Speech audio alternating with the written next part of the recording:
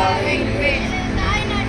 எனது தாய்நாட்டையும் எனது அரசாங்கத்தையும் கண்ணிமை போல காப்பேன். சாதி மதம் கடந்து அனைவரிடமும் சமமாக இருப்பேன் என்று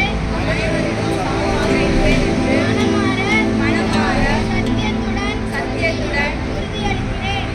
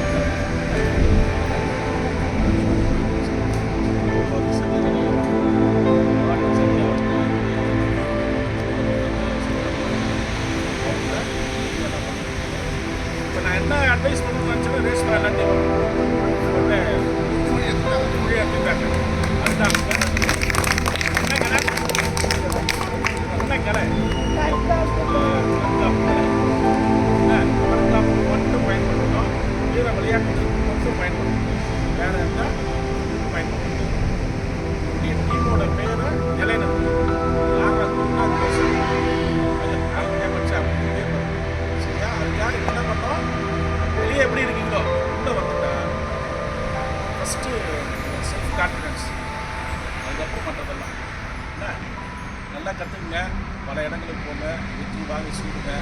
அனைவருக்கும்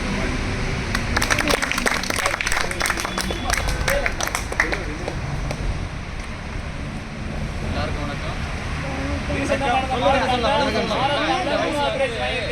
இந்த வயசுல இந்த குழந்தைங்களாம் நல்லா தூங்கும் சரிங்களா. இப்போ வந்து இவர் வந்து இந்த கிரவுண்டுக்குள்ள வராருன்னா அதுக்கு மிக முக்கியமான காரணம் வந்து மாஸ்டர் ஜோதி தான் எனக்கு தெரிஞ்சு. அதுக்கப்புறம் அடுத்தபடியாக வந்து விஜய். இவங்க 2 மாஸ்டர் எனக்கு தெரியுது, ஆனால் பேர் தெரியல. ஆனால் நல்ல அழகான ஆக்டிவிட்டி அவருக்கு நான் பார்த்தேன், எனக்கு தெரியும். ஏன்னா நான் மாமல்லபுரம் நான் பேசினேன் இருந்த இடம். எனக்கு உங்களுடைய சத்யா மாஸ்டர்லேருந்து நீங்கள் சொன்னீங்க சேகர் மாஸ்டர் அவர் வரைக்கும் எனக்கு தெரியும். சின்ன வயசுலேருந்து பார்த்தேன். அதனால் அவர் பண்ணுற ஆக்டிவிட்டி எனக்கு தெரியும். அது வந்து ரொம்ப ஃப்ரீக்வெண்ட்டாக பண்ணுறாரு, அழகாக பண்ணுறாரு. அப்போ அவர்கிட்ட நீங்கள் நிறைய இன்புட் எடுத்துக்கணும். இந்த வயசில் நீங்கள் இந்த கிரவுண்டுக்குள்ளே வரதுக்கு உண்மையாகவே நான் பார்க்கும்போதே எனக்கு பெருமையாக இருக்குது. ஒரு மனுஷனை மாற்றக்கூடிய மிகப்பெரிய சக்தி இருக்கிறாங்கன்னா சரௌண்டிங் தான். அடுத்தது கைடு. இந்த 2 பாயிண்ட் எனக்கு வந்து ஒரு வழிகாட்டுதல் இருக்கணும். அடுத்தது சமுதாயம் ஒரு சூழ்நிலை கரெக்டாக இருக்கும். ஒரு வழிகாட்டுதல் இருக்குது, ஆனால் சூழ்நிலை சரியில்லை. சூழ்நிலைனா என்னது? நம்ம பழகிற பழக்கங்கள், நம்ம இருக்கிற வாழற இடங்கள். அப்போ உன்னோட பழக்கத்தையும் வாழற மெத்தடையும் வந்து மாற்றக்கூடிய மிகப்பெரிய சக்தியாக இருந்தார்.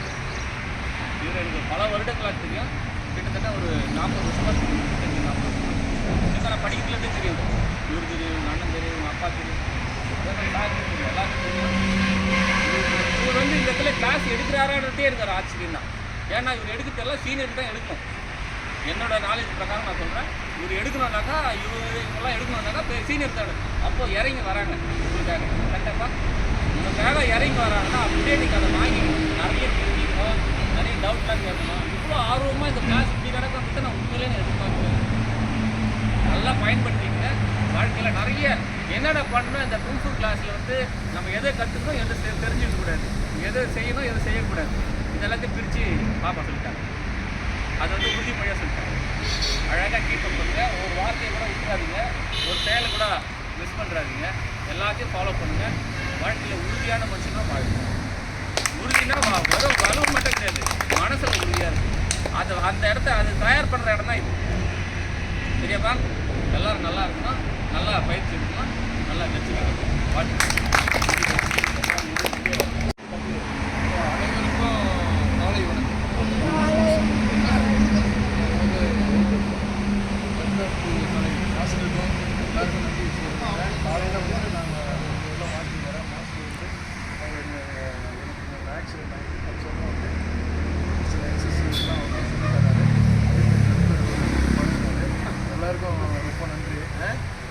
தற்காப்பு கலை வந்து தற்காப்புக்கு மட்டும்தான் யூஸ் பண்ணணும். அதே மாதிரி வந்து வேறு சார் சொன்ன மாதிரி சொன்னாங்க, வீர விளையாட்டுகளுக்கும் போட்டி அது மாதிரி இதுக்கு தான் யூஸ் பண்ணணும். சரியா?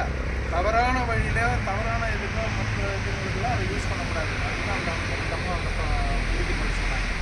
அதனால் நல்லா படிக்கணும். அதே நேரத்தில் படிப்பும் நல்லா படிக்கணும். உங்கள் குடும்பத்தில் நல்லா படித்து நீங்களாம் பெரிய டாக்டரோ கலெக்டரோ உங்களுக்கு ஒவ்வொருக்கும் ஒரு ஆம்பிஷன் இருக்கணும். அதே மாதிரி படித்து நல்லா பெரிய ஆளாகணும். தற்காப்பு கலையும் இருக்கணும். சரியா? அதுமாரி மாஸ்டருக்கு வந்து நல்ல பேர் வர மாதிரி அவருடைய பேர் புகழ அவருக்கு தேடி தரணும். நீங்கள் நல்ல வேலையை கற்றுக்கணும், நல்ல அந்த பயிற்சியெலாம் கற்றுக்கணும், நல்ல பேர் வாங்கி தரணும். சரியா? உங்களால் நிறைய பேர் உருவாக்கணும். அதே மாதிரி உங்களுடைய ஃப்ரெண்ட்ஸ் சர்க்கிளில் இருப்பாங்க. அதே மாதிரி வந்து கிளாஸ் வந்து ஒரு முக்கியமானது தற்காப்பு கலை. அதனால் வாங்க சேருங்க. மாஸ்டருக்கு வந்து நிறைய பேர் சேருங்க. நல்லபடியாக அவருக்கு வந்து நல்ல பேர் வாங்கி. சரியா? அதே மாதிரி தவறான பழக்க வழக்கங்கள்லாம் இப்போ நிறைய ஸ்கூல்லலாம் வருது. அந்த மாதிரிலாம் அந்த போதை பழக்கத்துக்கோ மற்ற பழக்கத்துக்கு அடிமையாகும். புரியுதா? அதுதான் மெயின். தவறான போதை பழக்கம்லாம் நிறைய பேர் வந்து ஸ்கூல் மூலியமாக உற்பத்தி பண்ணுறாங்க. அதனால் ஸ்கூல் பசங்க காலேஜ் பசங்கள்லாம் வந்து கெட்டு போகிறாங்க. அதனால் சமுதாயம் பாதிக்குது, அவங்களும் கெட்டு போயிடுறாங்க. அந்த மாதிரி தவறான வழிக்கு போகக்கூடாது. அப்படி யாராவது தவறான வழியில் உங்களுக்கு ஃப்ரெண்ட் சர்க்கிள்லையோ மற்ற அண்ணனுங்களோ யாராவது இருந்தால் அவங்கள திருத்தணும். சரியா? அது மாதிரி திருத்துவீங்களா? ரைட். அதனால் எல்லாரும் நன்றி.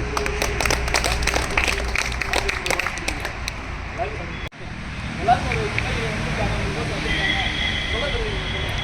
ஒரு வணக்கம். என்னன்னா இந்த விஷயம் வந்து நமக்கு ஒன்றும் தெரியாது. நீங்கள் மார்த்தலில் ரெடி பண்ணியிருக்கீங்க, டொனேஷன்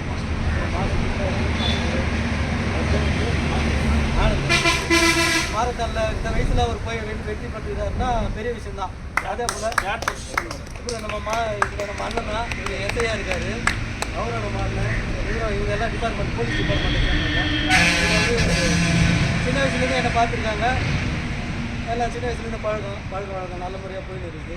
இப்போ என்ன உங்களுக்கு அவங்களுடைய அனுபவத்தை உங்களுக்கு சொன்னாங்க, நல்லது அது பார்க்க நல்ல உறுதிமொழிலாம் வந்து நானே நல்லா சொன்னாங்க. அதெல்லாம் மாஸ்டர் தான் என்னோட கதை. நான் வந்து என்னன்னா என் தம்பியை வளர்த்து விட்டேன், அவன் உள்ள வளர்த்து விடுறான். இது போல் ஸ்ட்ரிக்ட் ஆகி போயிட்டே இருக்கிறோம். ஒரு தற்காப்பு கலை. அதே போல் எந்த ஒரு கெட்ட பழக்கத்தையும் அடிமையாகாம நல்லா ஒரு படிப்புலேயும் சரி, எல்லா விஷயத்துலையும் ஒழுக்கத்துலேயும் சரி, எல்லாத்துலேயும் முன்னோடியாக பெற்றவங்களை மதிக்கணும், கூட இருக்கிறவங்கள பார்க்கணும், ஃப்ரெண்ட்ஸு எல்லாருமே நல்ல ஒரு பார்த்துக்கணும். நல்லபடியாக நீங்கள் வாழ்க்கையில் முன்னேறணும் சொல்லிட்டு இந்த வாய்ப்பு நான் ஏற்படுத்தி வச்சுக்கிறேன். ரொம்ப நன்றி.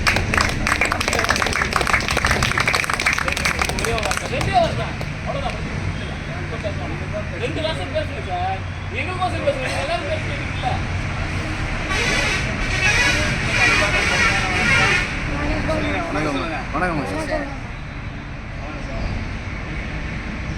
முதல எழுத்தெல்லாம் ஆதி பகவன் முகற்றே உள்ளது. செயல் என்ன சொல்கிறாரு திருக்குறளில், கடவுள் எதுன்னு கேட்டால் எல்லாமே கடவுள் தான் சொல்கிறார். ஒரு மனுஷன் தன்னைத்தானே அடக்கி வாழணும். ஆனால் எல்லாருமே அடங்குவோம்னா அடங்க மாட்டோம். உண்மைதான், அடங்க மாட்டோம். நம்ம தப்பு செய்கிறோம், யாரும் பார்க்கல, இல்லாத இடத்துல செய்கிறோம், சாட்சி இல்லை இருக்குது. நமக்கு நம்ம தான் சாட்சி. யார் போய் சொன்னாலும் அந்த மனசு மட்டும் உண்மை செய்யும். நீ தப்பு செஞ்ச, நீ அதை வந்து எந்த மாதிரியும் சால்வ் பண்ண முடியாது. சரிங்களா? அப்போ திருக்குறளில் அவர் சொன்ன விஷயம் இதுதான். கடவுளுக்கு நம்மளுடைய மனசாட்சி தான். அகர முதல எழுத்தெல்லாம் ஆதி பகவன்.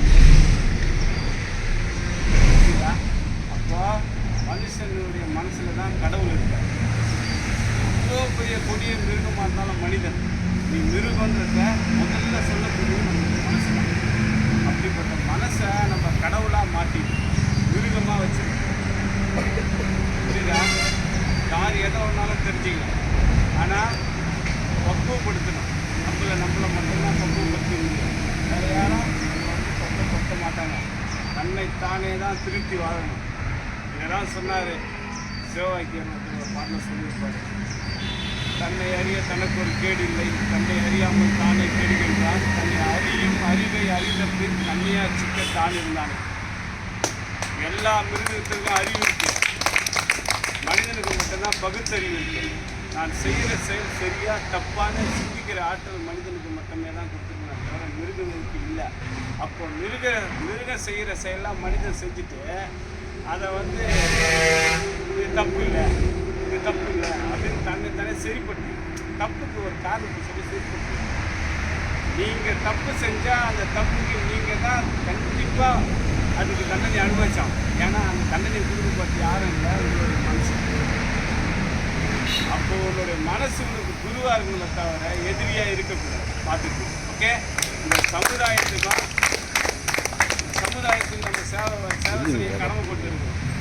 தன்னை தானே காப்பாற்றிக்கணும், தனக்கு முன்னாடி எந்த ஆபத்து வந்தாலும் காப்பாற்றணும். எதுலையுமே எந்த ஒரு சின்னதாக நம்ம செய்கிற செயல் யாரும் பாதிச்சிடக்கூடாதுன்றதுல ரொம்ப கவனமாக இருக்கணும். எல்லாம் படிக்கணும், வாழ்க்கையில் எல்லாருமே முன்னேறணும், நல்ல பதவிக்கு வரணும். இந்த மாதிரி நீங்கள் பெரிய உயர் அதிகாரியாக வரணும். அதை பார்த்து நாங்கள் சந்தோஷப்படலாம். Manchuria group international art Sekar master தான் எங்களுக்கு இந்த கலையை வந்து வெளிநாட்டில் போய் போராடி எடுத்துன்னு வந்து சொல்லுவாங்க. பல வருஷத்துக்கு முன்னாடியே வந்து காஞ்சிபுரத்தில் வாழ்ந்த நம்ம போதி தர்மர் மூலிமா தான் சைனாவுக்கு போச்சு. இந்த கலை வந்து சைனாவுக்கு சொந்தமானதே கிடையாது. அதெல்லாம் வந்து தப்பான கருத்து. குங்ஃபு கலையே வந்து நம்மளுது தான். புரியுதா? குங்ஃபுன்னு அவங்க பேர் வச்சாங்க. குங்ஃபுனா கடின உழைப்பு, சைனீஸ். புரியுதுங்களா? குங்ஃபுனா என்னது? கடின உழைப்புன்னு அர்த்தம். நான் போய் தேடி பார்த்துட்டு தான் சொல்கிறேன். கடின உழைப்பு. அதே தான் நம்ம மாஸ்டர் சொல்லிடுறாரு. No pain no gain. ரொம்ப அழகாக சொல்லிட்டார். வலி இல்லாமல் வெற்றி இல்லை. எந்த ஒரு விஷயத்தை அடையணுனாலும் நம்ம உழைச்சாதான் கிடைக்கும். அனுபவமே சிறந்த ஆசை. அந்த உழைப்பில் உங்களுக்கு ஒரு அனுபவம் இருக்கும். அந்த அனுபவம் தான் உங்களை வழி நடத்தி எடுத்துக்கணும். நேர்கூட்டில் என்ன நீ தான் சரி பண்ணிக்க முடியும், என்ன நான் தான் சரி பண்ணிக்க முடியும். என் இடத்துல இருந்து என்னுடைய அனுபவத்தை சொல்லலாம். அந்த அனுபவத்தை எடுத்து நீங்கள் தான் உங்கள் வாழ்க்கையை திருத்தம் பண்ணி சரி பண்ணி எடுத்துன்னு போகும். எல்லா இடத்துலையும் எல்லாரும் சொல்ல மாட்டாங்க. உங்கள் மனசு நீங்கள் சரியாக வச்சுன்னா அது உங்கள் நேர்கூட்டி எடுத்துன்னு போகிறது தான் உண்மை. இந்த மாஸ் கிளாஸில் நிறைய ரகசியங்கள் இருக்குது. இதோட பின்னி பதிஞ்சு அதை நீங்கள் ஆராய்ஞ்சிங்கன்னா அது நிறைய அனுபவத்தை சொல்லிக் கொடுக்கும். மெடிடேஷன்றது ஏதோ தனியாக உட்காந்து செய்யறதுன்னு தான் நானும் பல வருஷத்துக்கு முன்னாடி நினச்சேன். அப்படி கிடையாது. மனுஷரியா கூப்பிட்டு நீங்கள் செய்யும் போது உங்களுக்கு மெடிடேஷன் இருக்கும். உங்களுடைய ஒரு 10 நிமிஷம் யாராச்சும் தனியாக உட்காந்திங்கன்னா உங்களுடைய கவனம் சிதறும், எண்ணங்கள் பிரிஞ்சு ஓடும், எண்ணங்கள் பின்னாடி நீங்கள் ஓடுவீங்க.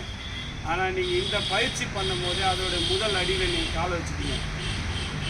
ஒரு விஷயம் நான் ஒரு கிக் சொல்லி கொடுக்குறேன்னா முழு கவனத்தையும் அந்த கிக்கில் செலுத்துவீங்க. மெடிடேஷன் இருந்தால் முழு கவனத்தை ஒருங்கிணைக்கிறது தான். என்ன சிதறல ஒன்று சேர்க்கத்தான் மெடிடேஷன். அப்போ நீ முதல்ல இந்த தற்காப்பு பயிற்சிக்கு உள்ளே வரும்போதே நீ மெடிடேஷனை ஸ்டார்ட் பண்ணிக்கலாம். உன்னுடைய எண்ணங்கள் அடங்கி உன்னுடைய கவனங்கள் ஒரே நேர்கூட்டில் போகணும்னா நீ ஒரு புத்தர் தான், நீ ஒரு ஞானி தான். அதுக்கான முதல் எழுத்து இதுதான், தற்காப்பு தான். உடல் இருக்குது, உயிர் இருக்குது, மனம் இருக்குது. உடல் இருந்தால் தான் உடலுக்குள்ள உயிர் இருக்கும். உடலும் உயிரும் ஆரோக்கியமாக இருந்தால் தான் மனசு நல்லா இருக்கும். இல்லைன்னா மனசு சொல்லிட்டே இருந்தாலும் என் கை போயிடுச்சு, என் காலு போயிடுச்சுன்னு மனசு சொல்லிக்கிட்டே இருக்கேன்.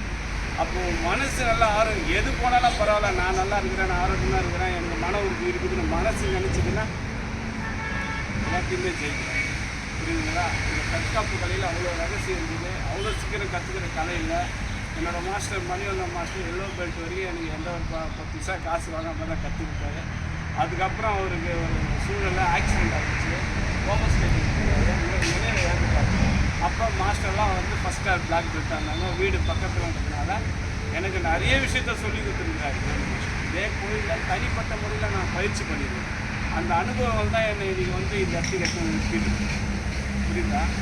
அனுபவமே சிறந்த ஆசை. நீங்கள் மாஸ்டர்கிட்ட எந்த மாஸ்டர்கிட்ட பயிற்சி பண்ணாலும் சரி, சொல்லி கொடுக்குற விஷயத்துலேருந்து அனுபவத்தை எடுக்கணும். அனுபவத்தை எடுத்திங்கன்னா கண்டிப்பாக உங்களுக்கு கரை இருக்கும். அது படிப்பாக இருந்தாலும் சரி, கலையாக இருந்தாலும் சரி, சமுதாயத்தில் கொடுக்குற குறைச்சலாக இருந்தாலும் சரி, நீங்கள் ஜெயிக்கிறது உங்களுடைய அனுபவம் தான் உங்களுக்கு ஜெயிக்க வைக்கும். பேச வாய்ப்பு நன்றி.